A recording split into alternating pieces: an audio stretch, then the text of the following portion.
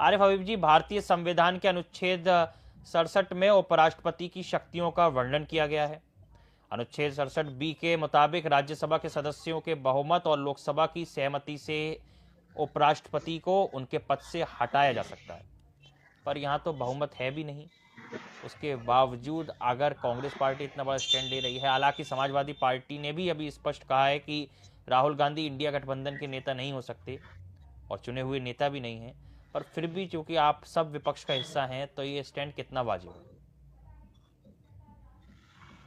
देखिए ऋषभ जी, सभी को मेरा जी। नमस्कार। देखिए, बात इसकी नहीं है कि कौन नेता है कौन नेता नहीं है। बिल्कुल। विपक्ष का सबसे बड़ा दल नो डाउट कांग्रेस पार्टी है। और जो सबसे बड़ा दल होता है, विपक्ष की कुर्सी उसी के पास होती है। विपक्ष को न चाहते हुए भी राहुल गांधी को नेता मानना पड़ेगा सदन के अंदर। देखिए, यहाँ बात इस चीज की नहीं हो रही है कि हमारे पास बहुमत है कि नहीं है। बात यहाँ ये हो रही है कि लोकसभा का अध्यक्ष सम्मानित और राज्यसभा के सभापति, भारत के प्रधानमंत्री और विपक्ष के नेता, ये चार अंग ऐसे होते हैं जिनको किसी का पक्षकार नहीं बनना चाहिए। निश्चित रूप से जन चर्चा है कि चाहे लोकसभा चलती हो और चाहे राज्यसभा चलती हो, वहां के सभापति का जो स्टैंड है, जो उनकी एक्टिविटी है, वो इस बात को साबित करती है।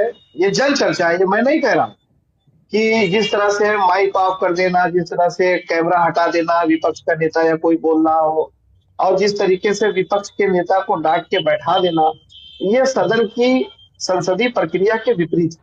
इससे विपक्षी सांसदों को खेद है। जिस तरीके से जया बच्चन जी के साथ धनखड़ जी का व्यवहार रहा, ये तो पिछले कार्यकाल में ही उनके खिलाफ आ रहा था अविश्वास प्रस्ताव, लेकिन शीतकालीन वो अनिश्चितकालीन के लिए सत्र को जो है वो स्थगित कर दिया गया, नहीं आ पाया। फिर हम लोग चुनाव में चले गए।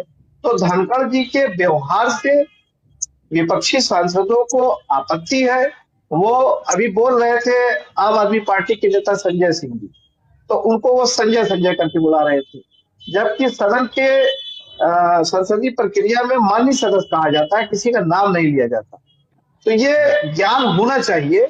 और इन्हीं सब वजूहात की वजह से विपक्ष जो है वो, चूंकि विपक्ष के ऊपर जब विपक्ष कोई बात कहती है तो सभापति महोदय उसको तुरंत विनाई करके दूसरी तरफ मोड़ देते हैं।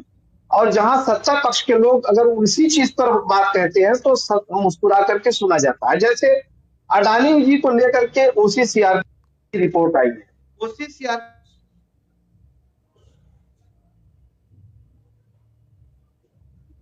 विदेश में उन्होंने उस रिपोर्ट पे बात कही है, और उस रिपोर्ट को जब सुधांशु त्रिवेदी जी राज्यसभा में